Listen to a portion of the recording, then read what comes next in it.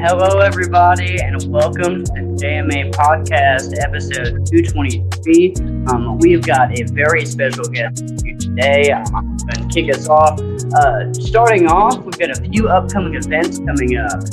We've got K4 Kickboxing in Rochester, New York. It's going to be on the 4th of October. We've got Flex FC in Patchogue. I might be butchering this. I'm from Kentucky, not New York. So Patchogue, New York, something like that. It's 10/18. We got Hammer Challenge Series, and man, I thought Kentucky names were okay. Swinksville, Pennsylvania, 10/25. We got the Art of Combat in Hartford, Connecticut. That's going to be October 10th. We got Wrestling Wars November 1st, and then we have got Rival FC happening in November 27th. And without further ado, sorry about butchering half of the pronunciation on that, but I'm going to go ahead and call in our main host, Mr. John Murray. How you doing, Jeremy? And I don't think you did that terrible. Long Island names are notoriously difficult. Let's see if I can... Patchogue, I think. And then Schwanksville. I love that. Tell us about our guest today. I know you know him personally. Oh, yes, sir. So, guys, our guest today is near and dear to my heart. It's my coach and my mentor, Mr. Yonah Yisrael from Paducah, Kentucky. He is the promoter of Rival FC. He is a lifelong MMA fighter, coach, referee. He's done so much for the sport behind the scenes, and it is an absolute honor and pleasure to have him on with us tonight. I'm glad to go ahead and introduce him now. Yonah, welcome to the JMA Podcast, my friend. All right, man. It's so awesome to be here, man. I appreciate y'all having me on. Absolutely. Yes, before we get started, I was thinking about it behind stage there, and I was trying to think of who your voice reminds me of. I don't know, Jeremy. Can you, if you have a guess to this, but you remember Boomhauer from King of the Hill? Yes. I don't know why, Yonah, but for some reason your voice has the majestic sound of Boomhauer. I love it. Well, get on for her old man over there. You know, I'm a boy now. Yes, sir.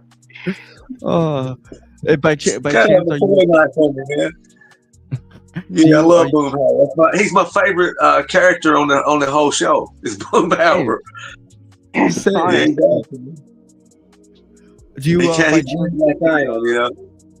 Do you by chance have a Louisiana Cajun accent, or not accent, but background? No, man, but my wife is from down there. I think it's done rubbed off on me. You know, she's as Cajun as they get too, man. You know, she like little fiery, I imagine. It's like living with let me see, Dustin Poirier almost. You know, the way she talks. You know, it's pretty funny, man. She says some stuff sometimes it still cracks me up. After 36 years, you know, she still has me cracking up, man. You gotta love somebody to be with them that long, I guess. So, amen to that, my man. So you've been in the MMA scene for quite a long time. I think something over 20, 30 years. Is that about accurate? Probably since 1994, man. I saw the UFC in 1994, the summer of 1994, and actually when I had saw it, man, I had a really bad car wreck, and I just actually died and came back and everything, and they had to teach me. You know, I had to go to a rehabilitation center in Arkansas to teach me how to walk and talk and everything, man. So, I was pretty messed up from it. And when I was in the hospital, I had got into it with another patient and some of the staff, and they called my wife and told her to come get me out for a weekend. You know, so they put us in a hotel, And at this time, I could just barely walk at this time. And so anyway, man, we're in the pool, and I told her, I said, man, I'm going in the room, you know. And so I went in the room, and I started flicking through the channels. They had pay-per-view, and I saw that UFC on there. It was UFC 4. And man, my heart was pounding out of my chest. You know, I was like, wow, they actually do this. You know, I was like, I've been doing this my whole life for free, you know. So, you know, that, and I never seen the cage, you know. And I think it was Keith Hackney and Emmanuel Yarborough. And Keith Hackney looked small, but he's probably 200 pounds, but he looked small because that man was like 600 pounds, you know. And they didn't have no gloves on, and they were in a cage. And when he hit him, you know, it knocked him, the big man, down. And I thought, they'll give him a standing 8 count, but they didn't. He jumped on him, man, and started pounding on him. You know, I was like, wow. So I left out of the room, and I called my wife, you know. So they ran up to the room. They thought something was wrong with me, you know. And I told him, I said, I was still stuttering and stuff. You know, I had a speech problem from the car wreck. And I told my wife, I said, I'm doing that. I said, I'm doing that. And from that point on, I was focused on getting healthy enough to get in that cage and fight. And you know, that was my goal, and I did. So, you know, it's I still have injuries and stuff from the car wreck and everything. But back then, you know, I was young, and so, you know, it wasn't nothing to it, man. Being that young, you know, you could bounce back. But getting older, man, it's, you know, at my age right now, it's hard to get in there and train and do this stuff like that. I can't do it like I used to, you know, because, you know, age catches up to us all, you know. So y'all enjoy your youth, okay? Crazy. Yeah, enjoy. Yeah. I hope it's all right that I don't. I hope I don't. It's all right if I don't. Hope it's all right that I ask about this. What was the whole experience with the crash like? Do you remember the whole thing going through that situation, like between like the crash to the hospital and then like the recovery? And what was that? Yeah. I remember right before. Well, I remember right when it happened, when I knew I was going to wreck. I had a friend with me. His name was Jerry Jackson, and he died in the wreck. Man, it killed him instantly. What happened, man? It was early morning, and it was still kind of dark, and it had been misting rain, and it had been rained all night, and it was still misting rain, and it was the foggiest day of the whole year, and we were on our way to work, and so we get past where this sewing plant was, because people turn in there to go to work all morning. So you got to be careful right there, you know. So I made it through that, and we were going around the upgrade on a corner where the road turned from a 4-lane into a 2-lane. And this 18-wheeler was trying to make a U-turn. But he missed his exit to Memphis because it was so foggy. And he was trying to make a U-turn right there, and he was stuck between the guardrails going back and forth, trying to get turned around on that curve, you know. And I never didn't even see his headlights or tail lights. They were pointing the opposite ways, you know. And we ended up hitting the back wheels on the trailer, and it killed him instantly. And I remember right before we actually hit, I just kind of was like, it's kind of relaxed, I guess, is the word I'm looking for. I don't know, but it was weird because I was so tensed up, you know, thinking, oh, you know, and then right before it was just like, I was like, you know, and then I remember just being inside of a white light. Okay, like I think now I realize I was that white light, and at the time I thought I was inside of something, but actually, I think that was me. That white light was actually me, you know, in whatever you want to call it, in a spirit form or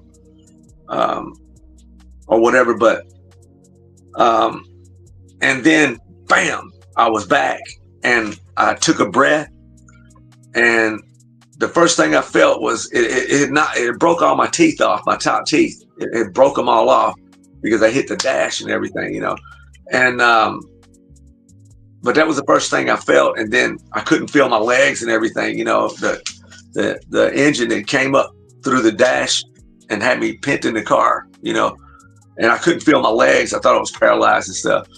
And but anyway, it was so much blood and stuff on me, man. I couldn't see. I had blood in my eyes and stuff. And I just barely remember bits and pieces of it, you know. And then after that, I don't remember anything for maybe 4 days after. You know, I just don't remember anything. And then I'm in the hospital. Then I stayed in the hospital about 4 months, I guess. Stayed in the rehabilitation almost 5 months.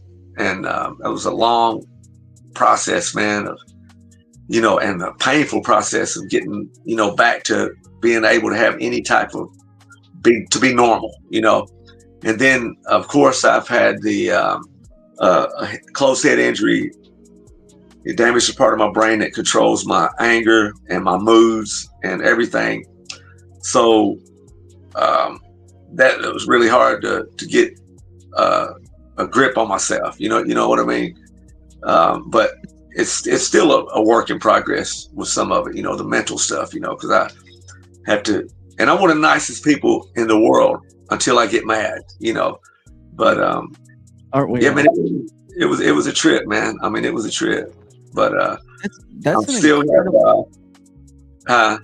that's an absolutely incredible thing to come back from, though. Like I can't, like, I'm just listening to the story. It's hard for me to like even like try to put myself in that situation, because that's such a life altering set of circumstances. But yeah, man, it really was. It changed everything in my whole life, man. I couldn't like I have see, if I would have told any of the doctors about that, they would have never let me fight, you know. So I never told anybody anything about it, you know, that I have right now. I have like my L4 and L5 in my lower back. I have those discs are bulging right now, and probably got to end up having surgery on them sometime or another. But I've got a couple of vertebrae in my neck really messed up. I have carpal tunnel in both hands. I have ulnar nerve issues in my arms. I've got my hip joint is messed up. I tore my ACL when I had a wreck, and really didn't even know it 2 years later, you know, and I ended up tearing my ACL, you know, and had to have surgery on that. I've had 5 surgeries on my wrist from that. That's you know, crazy. Yeah, I've had, you know, but man, I've never been hurt fighting ever, really, other than get knocked out a couple times, you know, but other than that, I've never really been hurt, man. I've got my wrist popped really bad in a grappling match, and you know, but it was already hurt anyway. But never really been hurt other than got knocked out, you know, and it was pretty good, you know, I thought. But I mean, when you have those injuries, though, man, you have to learn how to. First thing I had to do was learn how to protect my neck, because taking those punches and boom and all of that was out of the damn question for me, you know. So what I did, man, I did what we call sports specific training. You know, I trained for parries, stops, slips, and ducking. Okay. And once I had really mastered those, you know, I knew I was ready then to fight. And I was pretty confident I wasn't going to take a lot of punishment doing it too. Because in my early days of kickboxing and everything, man, I mean, it was just like a tornado. You know what I mean? I'm in and I'm boom, boom, boom, boom, boom, boom, boom until, you know, somebody's done, you know. And then once I had the car wreck and I had all those injuries, man, I had to really change my whole style of fighting up. You could watch some of my matches, and you know, it's like you could tell I'm just more laid back per se, and a little bit more defensive, and trying to get them to come at me so I could take them down, because that was where my strength was, really on the ground. You know, if you watch some of those matches, Jeremy posted some of them, a couple of my highlights where I was giving them big knees on the ground, you know. You know, that guy was on Bellator and everything, man. But Yeah, that was a fun match right there, man. That was a fun match, dude. That was a Bushido match. If it would have been an MMA match, I think it would have been over. Real MMA match, it would have been over the first round, because I would have been able to smash his face in, and really finish him, But at that time, MMA was illegal in Tennessee, so we had to do Bushido, and the rules were just a little bit different. Speaking of rules, we're having our show November the 22nd in Paducah, and I'm inviting all fighters from all the surrounding states to come get on the card. If you're an MMA fighter and you really want to do good in the sport, excuse me, you should want to fight in states as an amateur now, to where they let you fight as close to pro rules as possible. And in Kentucky, you can. The only difference in professional MMA and amateur MMA in Kentucky are the elbows. It's just no elbows for amateurs to the head or face, and you can as a pro. And everything else is exactly like professional MMA. All the leg locks, foot locks, all submissions are legal. And these referees over here, they're going to let you fight. And I use one referee, in particular, Caleb Miller, because I've personally worked with Caleb on refereeing, and he's asked me for advice, and he shadowed me at shows, and he's a really good referee. And one thing I told him, he asked me what I thought it would take to be a good referee, and my answer was, referee these fights like you were in there fighting. Referee them how you want your fights refereed, and you'll be a good referee. And I've got over 4,000 matches refereed over the years up since the 90s. I've been refereeing since the 90s. And I've refereed a lot of the big shows, including UFC. And I thought I really did a good job refereeing those big shows. I refereed a bunch of Nate Landwehr's pro fights before he got to UFC. What do you think the craziest match you've ever refed was? Man, I'm going to tell you, bro. I cannot remember this guy's name, but the match was in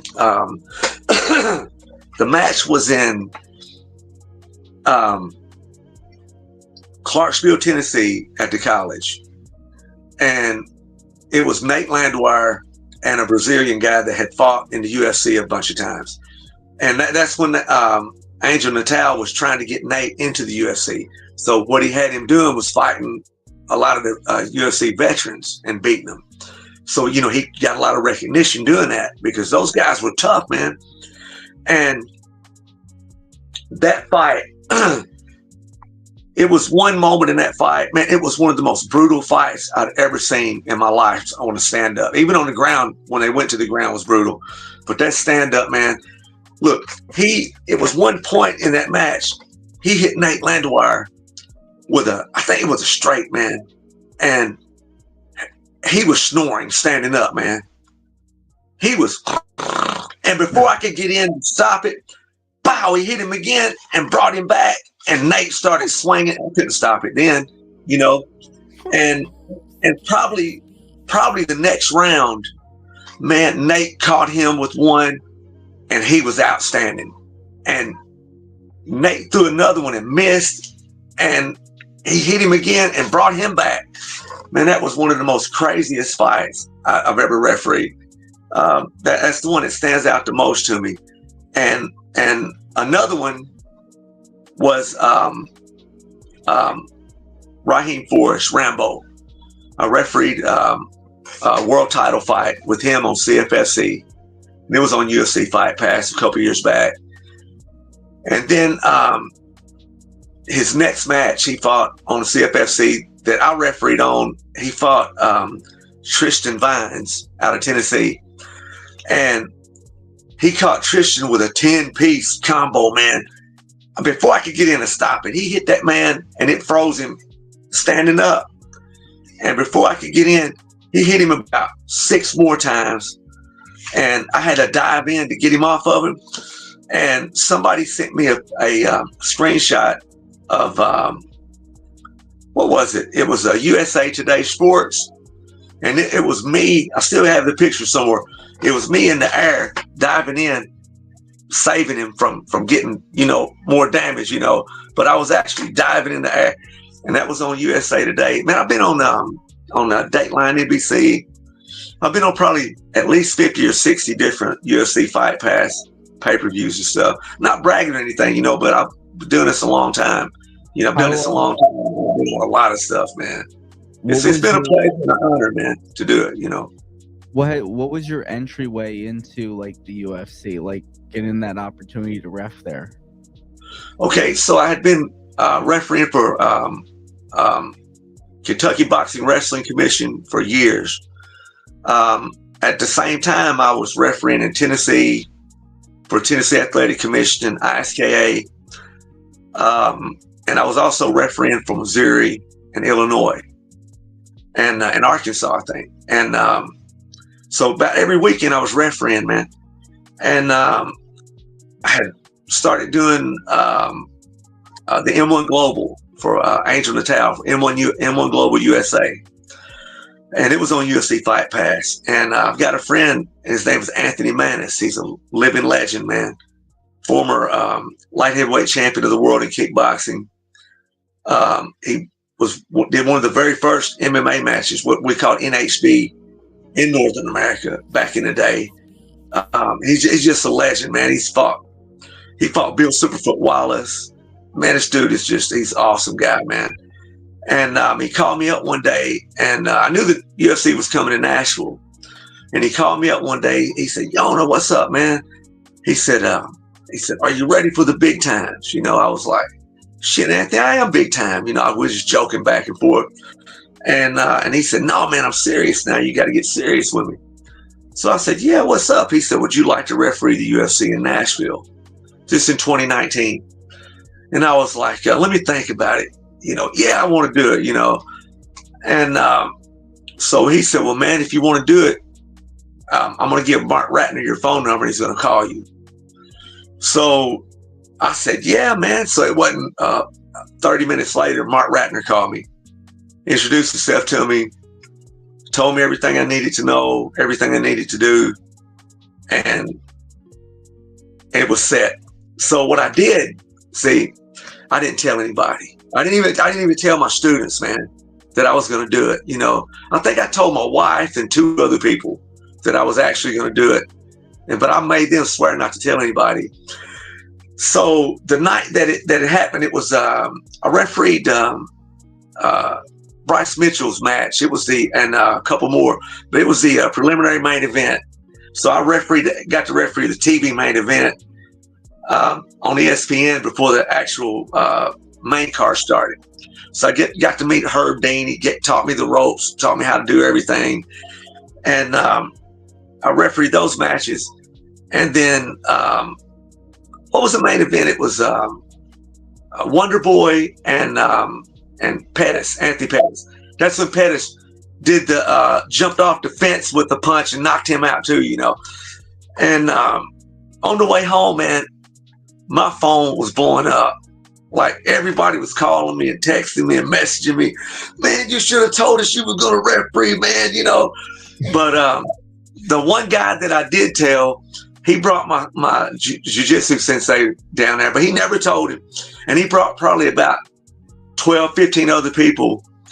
And when I got in the cage to referee, it tripped them out too. And then you could hear a little chant in the crowd, "Yonah, Yonah, Yonah," at the UFC, and I was like, man, these guys are crazy, man. And but I just never did tell anybody, and it ended up being a good surprise to everybody, man. It was fun. I've had a load of fun doing this stuff. I've got to travel around the world, man.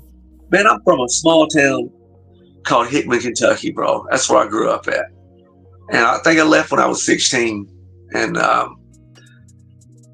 I've been into fighting since really my whole life, man. And got to travel around the world. I've been to Europe. I've been to Mexico. I've been all over the place doing this stuff, man. And it's just been a blast. And if I could go back to my young days, I would I would do it all over again. No doubt, man. Even the injuries I had and stuff, it's worth it, man. My to see my grandbabies showing me fight videos and stuff, then they like, my papa kick your butt, I'm like, yeah, I will. I'm bluffing still. I'm getting too old for this stuff, but I'll bluff it though, I ain't that old though, y'all. Don't think I'm that old, man. But yeah, I've had a blast doing this stuff, man. Had a blast. I love it. What's been the most rewarding experience as an MMA coach? Okay, man. The most rewarding experience. We've got 99 championship belts at Bushido right now. And personally, I was with a couple other teams before we had Bushido. So as a coach, I've won way more than the 99 belts. But with this team, Bushido, we've won 99. We got to get one more, guys. Somebody bring that 100 home. We need to get in the 3 digits now, But the most rewarding thing, man, I'll give you an example. Had a student, his name is Caden. He came in, I can't remember if he's from Virginia or Carolina. And I think he was 15. And they moved to Mayfield. I don't know which school he was going to, but anyway, man, his parents brought him up there and they told me, man, a couple of kids picking on him and whatnot, So I told him, I was like, now look, I'm going to teach him how to fight.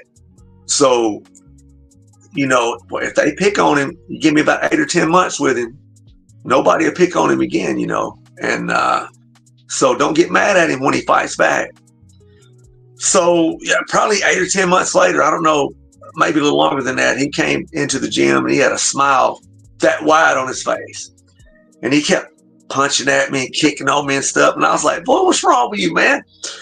He said, I got in a fight at school yesterday, coach. I said, well, what happened? He said, hold on, I'm going to show you. So he showed me this video. And it was probably 100 kids around and all of them had their phone out. So he's probably got 1 million different views of it. And him and the kid got to fighting and he took the kid down and the kid ended up landing on top of him. And he ooped him over and got on top. And he got the kid mounted. And man, he dropped them elbows on him and they pulled him off of him. And now nobody picks on him, you see. And that's one of the most gratifying things is to teach a young man or a young woman, a young lady how to defend herself. That's the most gratifying thing that I could ever get out of martial arts is that. And I don't do this for money, man. You could believe that. If I did, I would have quit years ago. I do this stuff because I love it. I'm going to take this time live on the JMA podcast to say, pay your gym dues to Yonah. This man should not be working this hard, doing a full-time job on top of doing what he does. This man has put way too much into this community. He puts way too much into these cards, into these teams. And yeah, man, like, pay your guys' dues, man. Get out there and support somebody who's actually spent their entire life doing this, because you guys want good shows, you want the best quality, you want the best training. Give something back, for real. Sorry, I didn't want to interrupt you. I made a point. I had to make sure to say that tonight. I appreciate it, man. And I want to tell you now, I've never told one student, especially a child, that you cannot train because you can't afford to pay. I've never told a child that, or an adult. Okay. If they can't pay, hey, don't worry about it. Just let's try again next month, or if you want to do some work, I'll let you do something around the gym, or you can work at the shows or help me with the cage or something, and I don't understand that mentality, especially with a child, so it's, I don't do this stuff for money, man. I do it because I love to do it. And I'll never tell a child they cannot come back to my class, or an adult because they can't pay. Sooner or later they'll be able to afford to pay, and they will, But I've got a lot of great memories, and gym stuff, man, is, we have fun in the gym, man. But those kids, man, that's why, it's the most gratifying thing, man, to teach somebody how to defend herself. I had a woman that I trained years ago. she sent me a message on Facebook. And when I opened it up, it was her picture of her face.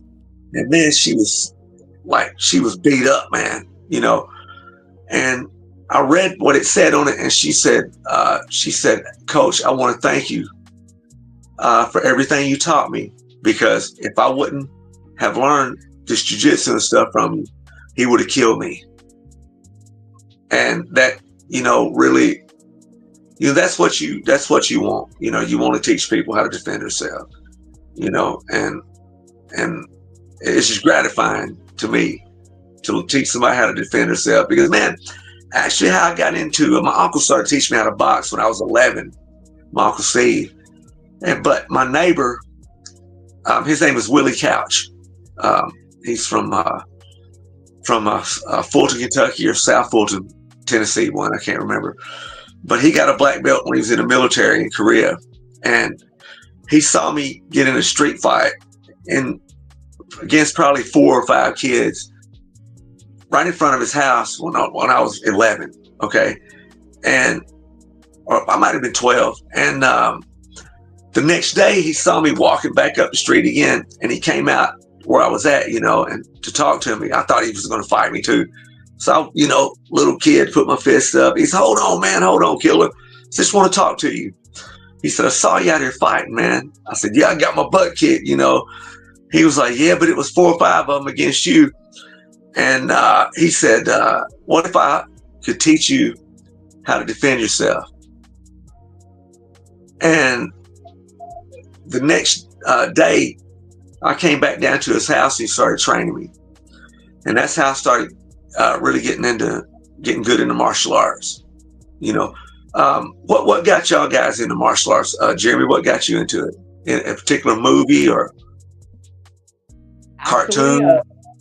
I was getting messed with in school. I remember very clearly it was my freshman year. I got chased off the bus because I was a freshman. There was a bunch of people messing with a girl at the time that I was friends with.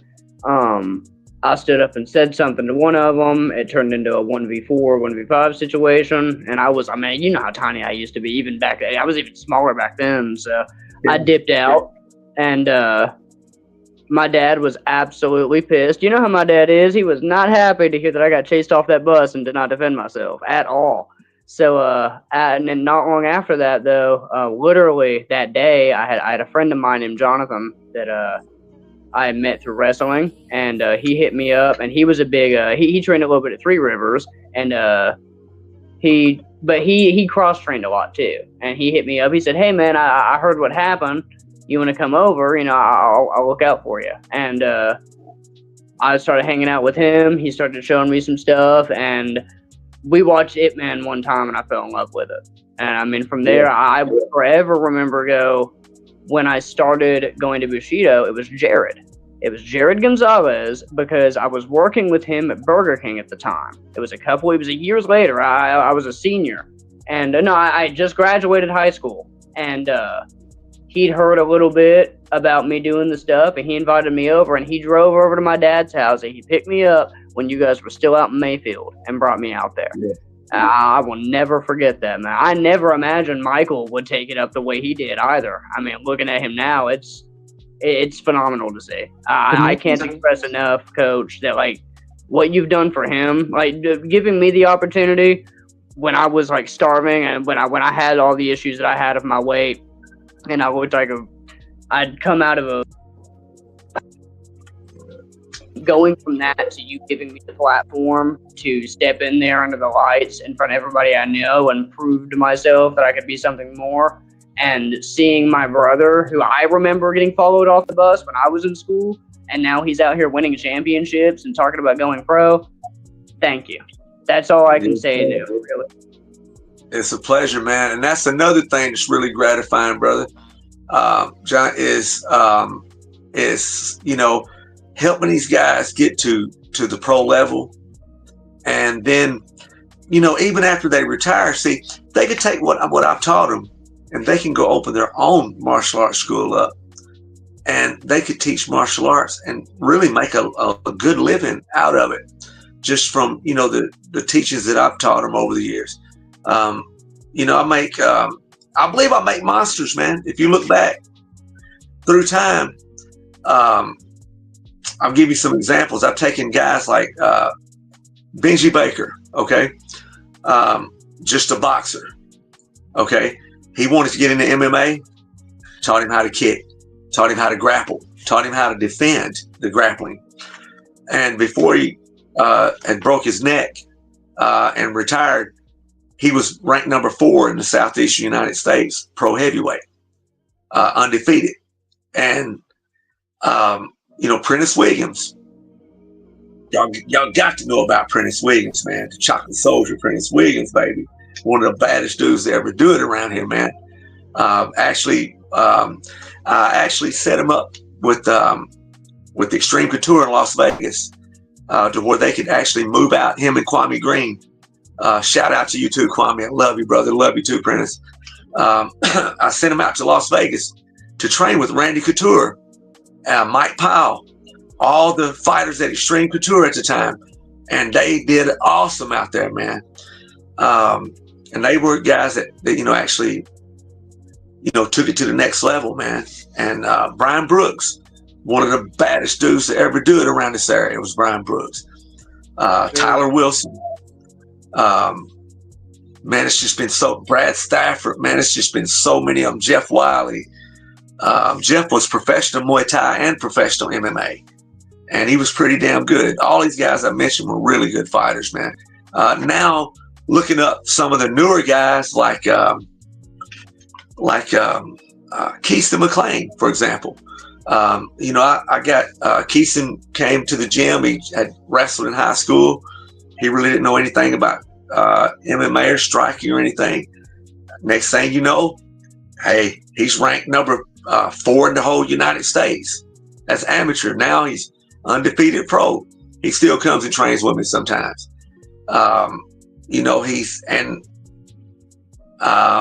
Basically he's still doing all the same stuff that I taught him, because that's the stuff you have to know to excel in this sport.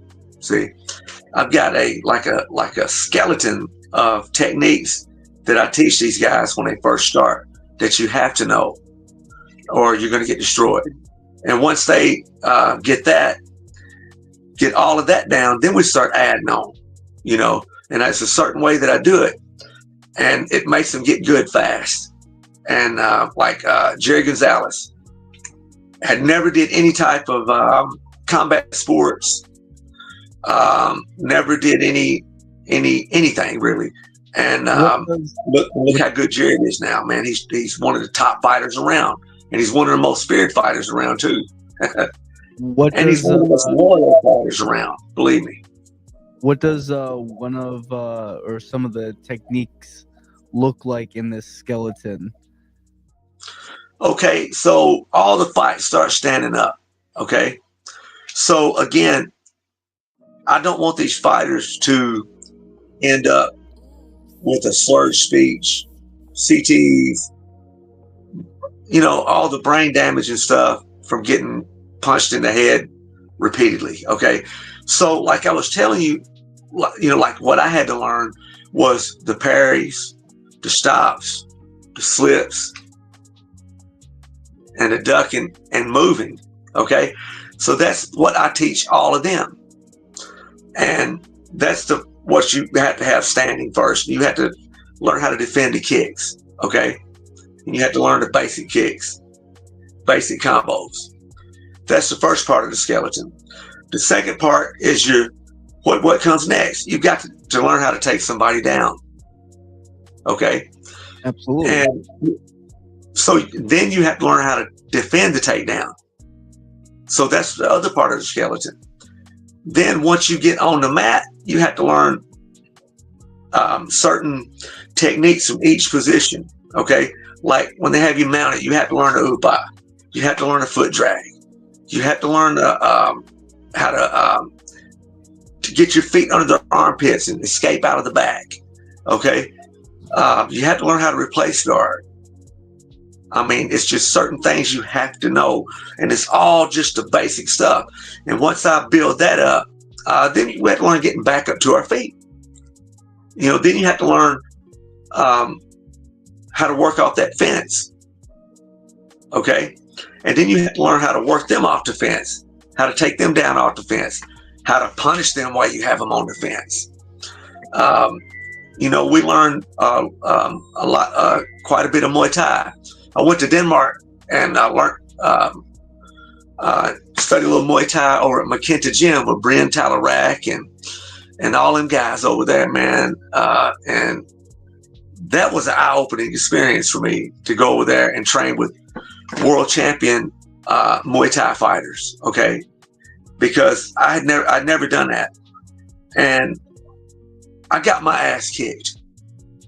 Okay, I mean royally kicked. I got off the plane we landed in Denmark probably about 6 in the morning, 5:45. They picked me up at the airport, Mike Powell and Brian Talarak. Shout out to Brian Talarak at Makenta Gym in Denmark. Love all you guys. Miguel Gubit. Love all you guys, man. But they picked me up about 6 o'clock in the morning from the airport. We went to this other guy named Tomas. We went to his house. That was where I was going to stay at. I dropped my luggage off. We went straight to the gym. I had jet lag, man. I've been on that plane for 13 hours, and so we get in the gym. The first thing we did was do Muay Thai. They warmed up jump rope forever. I learned something else too. I was not in shape at all. And anyway, man, they put me in this little bitty ring. They had 2 little rings, and what it was is the back of the room was roped off, and they had a rope in the middle of those ropes going to the wall. These ropes going to this wall, the middle rope going to this wall, making 2 little bitty rings. They put me in there and they put all this padding on me. I was like, no, I don't need that. He said, in his accent, I can't do it, but he's like, trust me, my friend, he sounded like Dracula. Please put it on, you need it. I was like, well, okay. So I put it on. Hey, man, I'm glad I did. I would have been busted up so bad. Look, when I got out of there, I had a footprint on my ass cheek, and you could see the toenails from where he kicked my ass, okay? And that was on my butt till I got home, okay? You can see a bruise with the toenails, okay? They kicked my ass. And then that was the first hour. And then the second hour, we did MMA. And then I submitted everybody in the room because I was so far ahead of them in jiu-jitsu. At this point, they really they weren't even close to where we were in the United States. So, and I was pretty good at MMA and the MMA jiu-jitsu, that combat jiu-jitsu, And after that, I had a whole different level of respect for me when I came back to the evening class. Because they had told everybody, man, we beat the hell out of him standing up, but he kicked our ass on the ground, And after that, I modified my stance. I learned how to defend the kicks. I learned how to throw elbows. I learned how to throw knees. And then when I got back, you seen the little clip you showed, Jeremy, with them knees and stuff on the ground. I just put it all together, man. I got a late start at it too. So if you're somebody out there and you want to fight, and you're 25 and you think it's too late to get started, it's not. Because you can learn how to do this stuff pretty fast. Because it's not like when I started, we didn't have black belts in the gym. We didn't have guys that were really good Muay Thai fighters in the gym.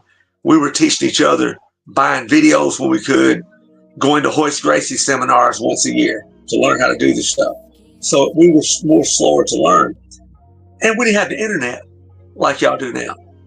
So it's much easier to learn this stuff because it's more available. It's readily available to y'all guys on the internet. And a lot of it's for free. And, but that's why, and y'all have black belts in the gym. And that's why you get good fast, so yeah. Well, Coach, man, you've told us so many phenomenal stories, man, so much background that honestly I didn't even have a clue about. I've earned more respect for you so far throughout all of this. I want to make sure to take the time to focus in a little bit on your upcoming event and let everybody know what is going on with Rival FC.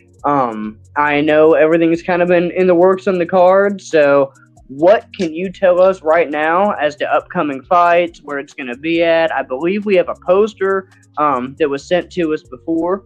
Yes, sir. Yes, sir. Yeah, Michael did it. Michael Fairhurst did that poster, and he did a great job, man. He's my guy now, my poster guy now, the graphics man. You know, he likes it, man. I told him, I said, look, I'm not for sure who's going to be in the main event and co-main event.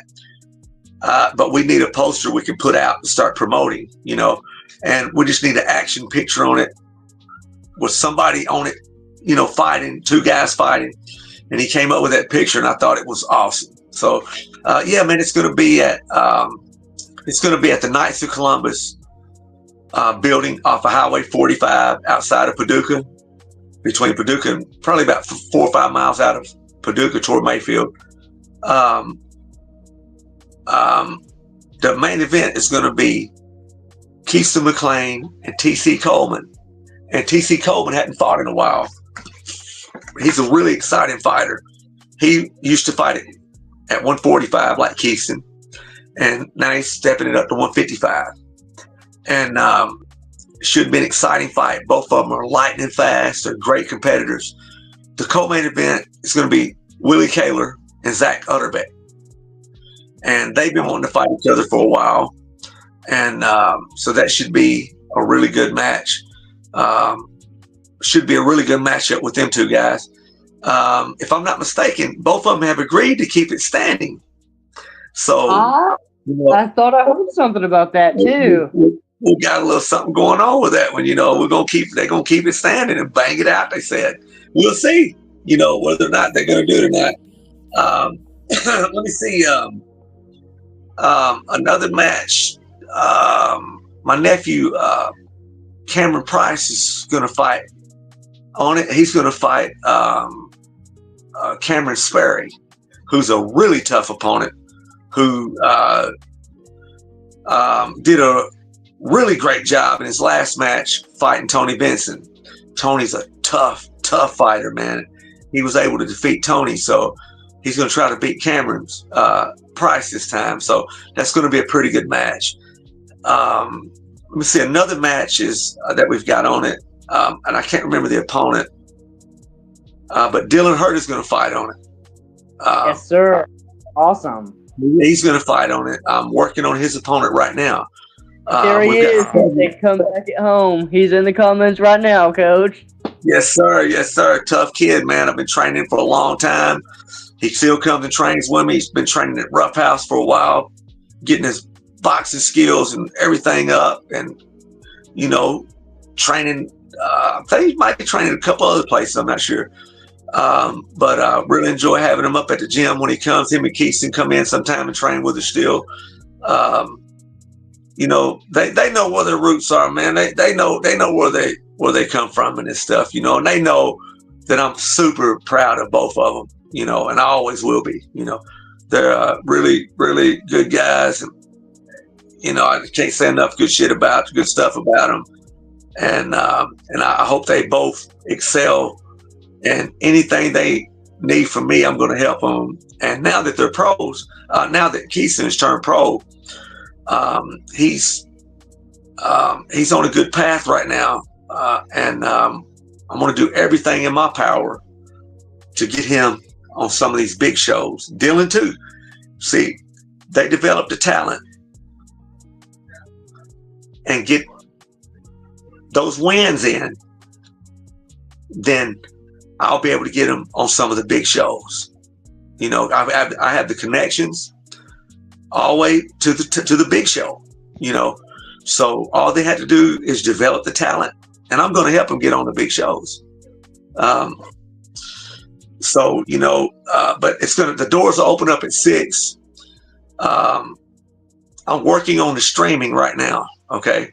I'm working on streaming this, and I've never streamed any of my events. So that's one thing that I feel like I'm behind on is, you know, getting a streaming. You know, event, you know. Don't feel too bad on that. There's a lot of promotions that still choose not to stream. Yeah, man. Get where I come from, Bushido till I'm in a box. Hey, man, I'm with you, bro. I'm Bushido till the day I'm gone. Like I said, man, this team here, I don't get caught up on a lot of stuff, but, I really take pride in everybody that comes in and trains hard. And your brother, Michael, I'm going to tell you something. He's really picked it up. And I'm waiting on him now to hit that next gear. Okay. And I think he will pick it up to the next level. And, you hear people say that all the time, you need to get to the next level. Well, that next level is in your mind. Okay. And once you get it in your mind that you're going to that next level and you're already there, you will get to that next level. And it's nothing that these guys cannot do. I mean, what makes the difference between a world champion and just a guy that fights is his dedication. You have to be dedicated, man. You have to put that work in. Have to get in there and get with it, man. And look, guys, I'm gonna tell everybody out here something. I know I done talked quite a bit, but please, guys, do not kill each other in the gym. Okay? Make contact. Have fun. Okay? The having fun part is when you learn. You cannot learn under duress.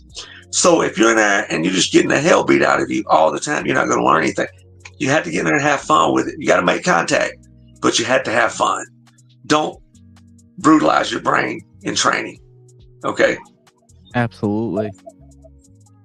I think that's definitely something a lot of guests have echoed, and a sentiment across the board. I think some people definitely go a little too hard in training, and it's in that balance, where all those lessons are. Yeah. Now sometimes I will say this, man. I apologize. It just doesn't mean I'm a cheater or anything. But listen, I'm more Cobra Kai than Miyagi Do. Okay, just want to say that out loud. I was getting a Johnny Lawrence vibe from you. When he told John to sweep the leg, when they told the kid to sweep the leg, I was like, sweep the leg? Yeah, I was like, yeah, kick his ass. No mercy, But, I'm more merciful now, and you can't find a video of me cheating on it anymore. But I said all that to say this, man. Look,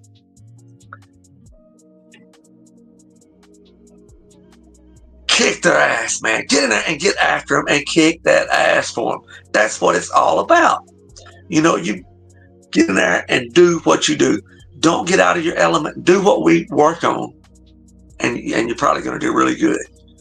But we've got a good show coming up, November 22nd. Knights of Columbus, Highway 45, same venue as the last time. I'll post all the info for tickets and all that stuff just as soon as I get all of it together. Okay, I think we're about 7 weeks out, so we have plenty of time. Any fighters that want on, kickboxers, MMA fighters, if you want on, hit me up on Facebook. I'll do my best to get you a match.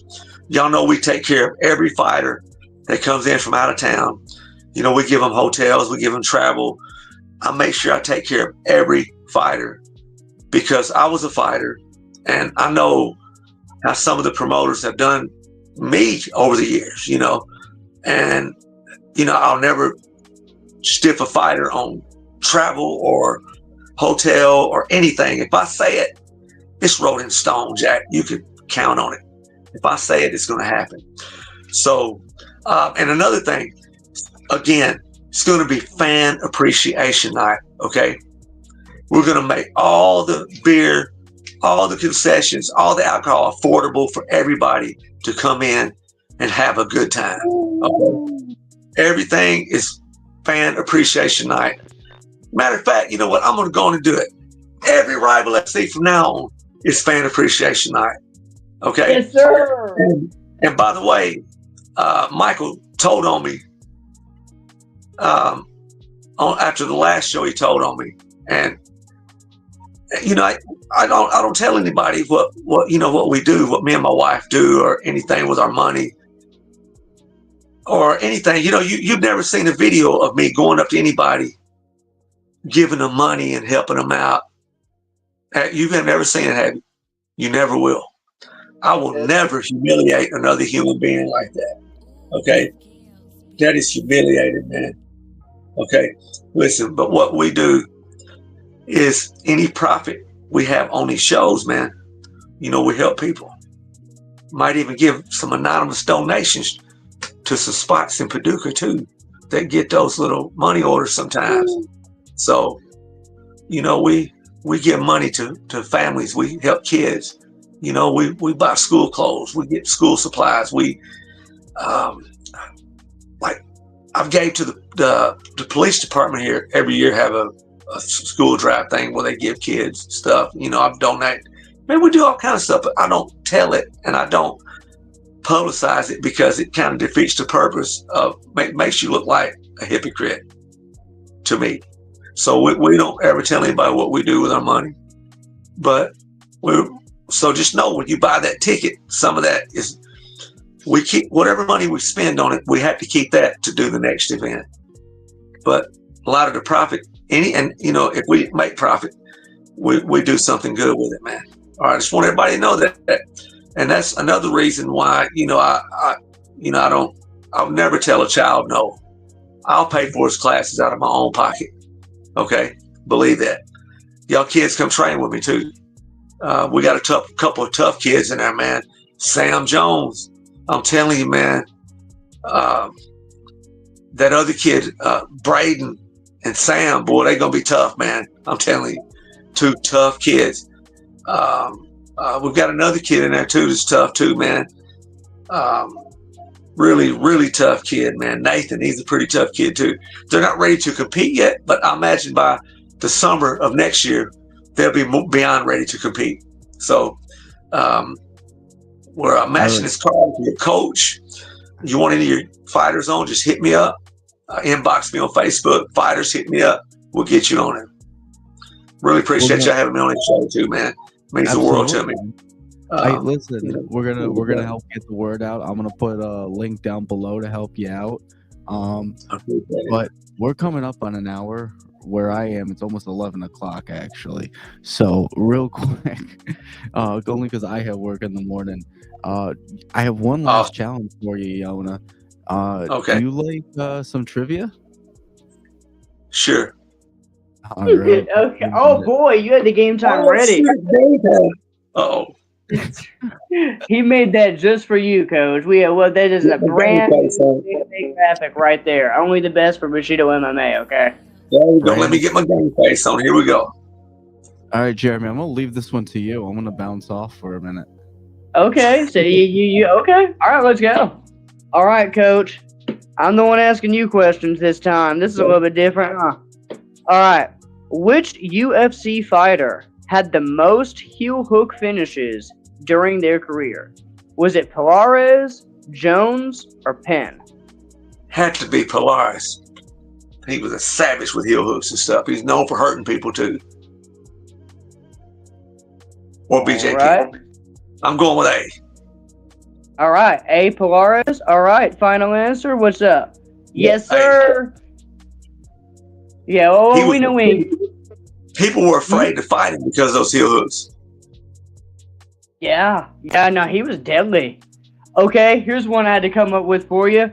Bill Superfoot Wallace ended his career in kickboxing with what record? 19-0, 25-1, or 23-0? I think 25-1 because I think who beat him? Somebody, Joe Lewis might have beat him. I can't remember. But I'll say 25-1 B. All right. Final answer, 25-1. The answer was 23-0. I said that he ended undefeated, or at least according to, I'm pretty sure I put the information in right. Went in and said that he had 23 wins, I believe 13 by knockout. Yep. All and that right. was Superfoot Wallace. Hold on. Yes, hold on. Let me show you something here. Let me tell you something here. Check this out. Pause that timer, Dalton, if you can. Yes, sir. Oh yeah, can we pull Yonah up on that? Yeah, let's show that one off. That's me and Bill Superfoot Wallace at an event. He walked by me, and I said, "Man, that's Superfoot Wallace." And the people that did the event didn't even know he was there. And I went and pulled him out of the crowd and brought him up in the cage for everybody. You know, it was awesome, man. Go ahead, man. I'm sorry.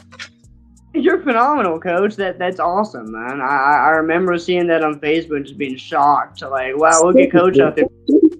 It was like a damn dadgum dream, man, to meet him, man. I met a lot of people, and I'm never starstruck, but he kind of got me on that one, man, because I grew up watching him, you know. All right, what we got here now?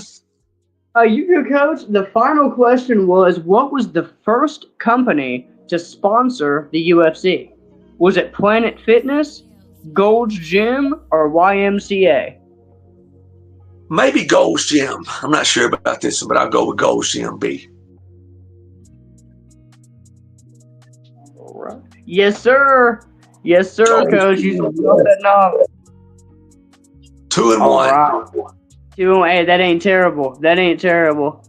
Oh, that's right. Michael said that question. I'm digging that mustache, Jimmy.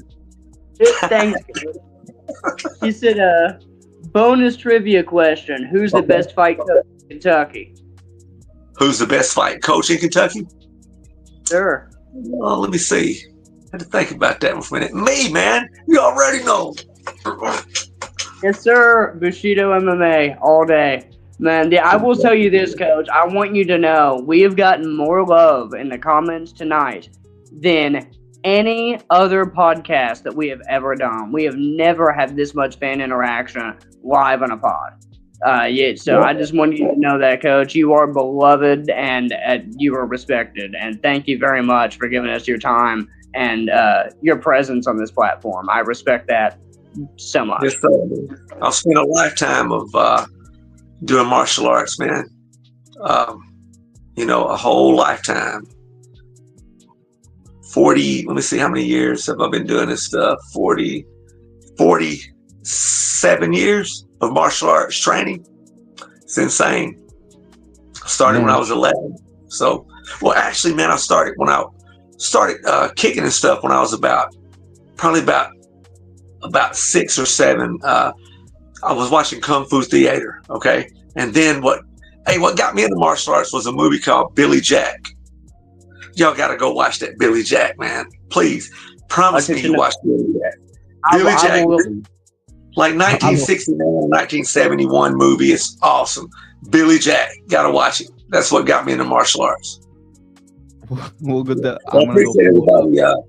Appreciate everybody coming in with all the love in the comments and stuff, man. I love all of y'all guys.